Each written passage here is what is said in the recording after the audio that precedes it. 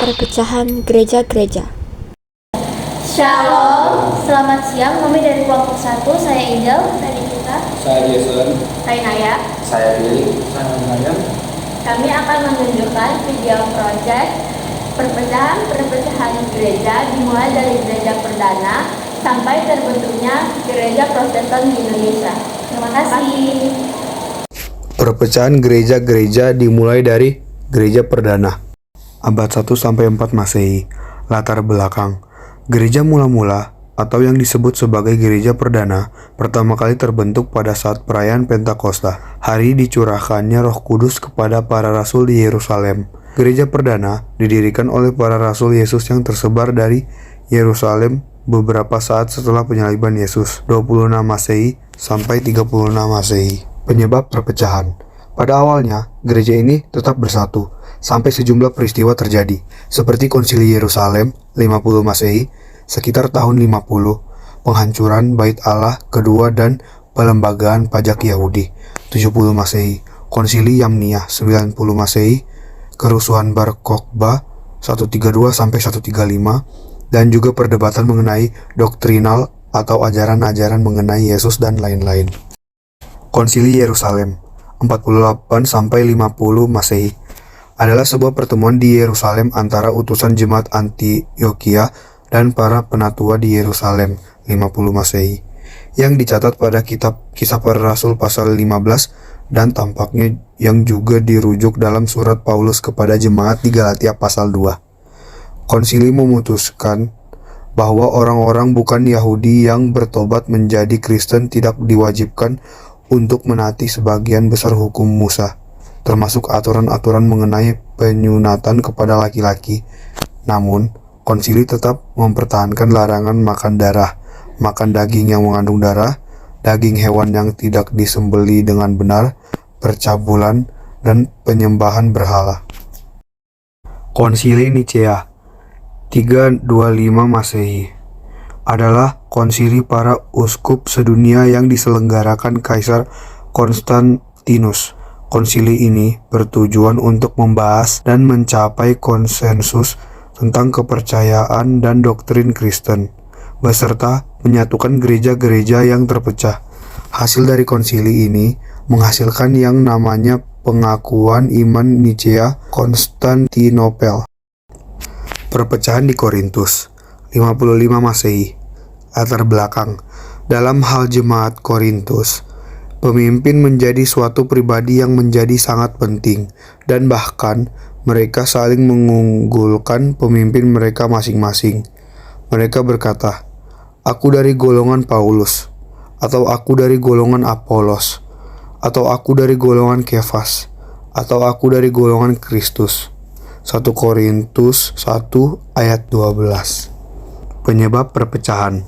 Hal ini dilatar belakangi oleh pengaruh filsafat yang kuat pada masa itu, di mana orang lebih condong kepada kata-kata hikmat yang disampaikan oleh orang-orang yang berhikmat dan menjadi pengikut atau penganut ajaran tersebut. Dalam hal ini, mereka mengelompokkan diri sesuai dengan pemimpin yang mereka sukai dan kemudian mereka saling membanggakan pemimpin-pemimpin tersebut. Mereka menganggap bahwa yang lain lebih rendah, dan perbedaan ini menyebabkan mereka mendirikan golongan-golongan dalam gereja. Gereja terpecah ke dalam golongan-golongan yang sebenarnya tidak perlu. Hal itu membuat terjadinya suatu keterpisahan dalam tubuh Kristus. Gereja Asiria, abad ke-7 Masehi. Latar belakang. Konsili Efesus adalah konsili para uskup yang diselenggarakan Kaisar Theodosius II di kota Efesus 431 Masehi. Konsili ini mengukuhkan syahadat Nikea Purwa dan membidahkan ajaran-ajaran Nestorius, Patrik Konstantinopel, yang beranggapan bahwa Santa Perawan Maria boleh digelari Christotokos, tetapi tidak boleh digelari Theotokos. Setelah konsili Efesus, terbentuklah gereja Asiria yang terpecah dari gereja perdana. Gereja Asiria merupakan salah satu kekristenan Syria yang asal-usulnya bermula dari tahta keuskupan Seleukia Ktesifon didirikan oleh Santo Thomas Rasul beserta Santo Mari dan Santo Adai. Gereja ini menelusuri asal-usulnya ke tahta suci Seleukia Ctesiphon yang konon didirikan oleh Santo Thomas, Sang Rasul serta Santo Mari dan Santo Adai sebagaimana dinyatakan dalam doktrin Adai. Penyebab awal gereja Asiria terpisah dari gereja Byzantium. Nestorianisme 386 sampai 451 Masehi adalah doktrin yang mengajarkan bahwa Yesus eksis sebagai dua pribadi, yakni sebagai manusia Yesus dan sebagai putra Allah atau Logos, bukannya sebagai satu pribadi yang manunggal. Doktrin ini dikaitkan dengan Nestorius, Patriark Konstantinopel. Pandangan mengenai Kristus ini dikutuk dalam konsili Efesus tahun 431, dan konflik mengenai pandangan ini mengakibatkan skisma Nestorian yang memisahkan gereja timur Asiria dan gereja Byzantium. Setelah itu, terbentuklah gereja Asiria yang terpecah dari gereja perdana. Perpecahan gereja timur dan gereja barat 1054 Masehi. Latar belakang skisma timur sampai barat yang disebut pula skisma akbar, skisma besar, dan skisma adalah retaknya persekutuan dua kubu Kristen yang kini bernama Gereja Katolik dan Gereja Ortodoks Timur. Keretakan ini berlanjut sampai ke abad 11. Skisma timur sampai barat adalah muara dari ketidakrukunan teologi dan politik antara gereja timur dan gereja barat yang muncul dan membesar berabad-abad sebelumnya. Penyebab perpecahan. Gereja terpecah dalam hal doktrin, teologi, linguistik, politik, serta geografi, dan perpecahan fundamental seperti permasalahan penyebutan Roh Kudus dalam iman pengakuan Nicea Konstantinopel. Dapat dikatakan bahwa kedua gereja telah dipersatukan kembali pada tahun 1274 oleh Konsili Lyon II dan pada tahun 1439 oleh Konsili Basel. Tetapi dalam tiap kasus konsili-konsili tersebut dimentahkan kembali oleh pihak ortodoks secara keseluruhan dengan alasan bahwa para uskup gereja timur telah melampaui otoritas mereka dengan memberikan kata setuju untuk bersatu kembali. Upaya-upaya selanjutnya untuk mempersatukan kembali kedua belah pihak telah gagal. Reformasi Martin Luther 1483 sampai 1546 Masehi. Latar belakang, Martin Luther OSA adalah seorang profesor teologi, komponis, imam, dan rahib kebangsaan Jerman. Luther menjadi penentang beberapa ajaran dan praktik dalam Gereja Katolik Roma, Wittenberg. Penyebab permasalahan. Hal ini disebabkan karena penjualan kertas akan pengakuan dosa. Dengan begitu, dosa yang telah dilakukan dapat diampuni dengan membeli kertas tersebut. Ia sangat membantah pandangan Katolik mengenai indulgensi sebagaimana yang ia pahami, bahwa kebebasan dari hukuman akibat dosa dapat dibeli dengan uang. Luther mengusulkan suatu diskusi akademis seputar praktik dan keefektifan indulgensi dalam 95 tesis karyanya tahun 1517. Luther menekankan ajaran sola fide, iman saja, dan sola scriptura, hanya kitab suci, yang berarti bahwa keselamatan diperoleh melalui iman, bukan perbuatan, dan bahwa kitab suci adalah satu-satunya otoritas dalam hal iman dan moralitas. Dampak dari reformasi. Yang pertama, reformasi Luther dan gerakan yang dipicu olehnya, termasuk Calvinisme, mengubah peta agama di Eropa. Gereja Katolik kehilangan kekuasaannya di banyak wilayah, dan banyak negara-negara Eropa mulai mengadopsi denominasi Protestan sebagai agama resmi mereka. Yang kedua, konflik teologis juga menyebabkan perang agama di Eropa, termasuk perang 30 tahun 1618 sampai 1648 yang mengakibatkan kehancuran besar di wilayah Jerman. Penyebaran reformasi Martin Luther. Yang pertama, ajaran Lutheran. A. Asal-usul. Ajaran Lutheran secara langsung lahir dari ajaran-ajaran Luther. Gerakan ini berkembang di wilayah Jerman dan Skandinavia. B. Keyakinan inti. Lutheran berpegang teguh pada prinsip-prinsip yang diletakkan oleh Luther, termasuk keselamatan melalui iman, otoritas tunggal kitab suci, serta penolakan terhadap kekuasaan absolut paus. C. Penyebaran. Lutheranisme berkembang pesat di Jerman Utara, Skandinavia, terutama Swedia dan Denmark, serta di beberapa wilayah Eropa Timur. 2. Ajaran Calvinis. A. Asal-usul. Ajaran Calvinis dikembangkan oleh John Calvin, seorang teolog Prancis yang melarikan diri ke Swiss setelah penganiayaan di Prancis. Calvin menerima beberapa prinsip reformasi Luther, tetapi memperluasnya dengan teologi yang lebih sistematis dan mendalam. B. Keyakinan inti. Calvin memperkenalkan doktrin predestinasi yang menyatakan bahwa Allah telah menentukan siapa yang akan diselamatkan dan siapa yang tidak. Calvin juga mendukung pemerintahan teokratis yang menggabungkan gereja dan negara. C. Penyebaran. Calvinisme menyebar ke Swiss, terutama di Jenewa, Belanda, Skotlandia melalui John Knox, dan beberapa wilayah Prancis. Ajaran Calvinis juga memengaruhi kelompok-kelompok Protestan Inggris dan Amerika Serikat, seperti Puritan. 6.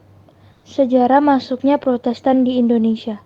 645 Masehi. Latar belakang. Sejarah agama Kristen di Indonesia. Agama Kristen pertama kali masuk ke Indonesia pada abad ke-7, atau lebih tepatnya sekitar tahun 645 Masehi, melalui Gereja Timur Asyira yang berada di dua tempat, yaitu di daerah Pancur yang sekarang disebut daerah Deli Serdang, serta daerah Barus yang sekarang merupakan daerah Tapanuli Tengah, yang keduanya berada di wilayah Sumatera.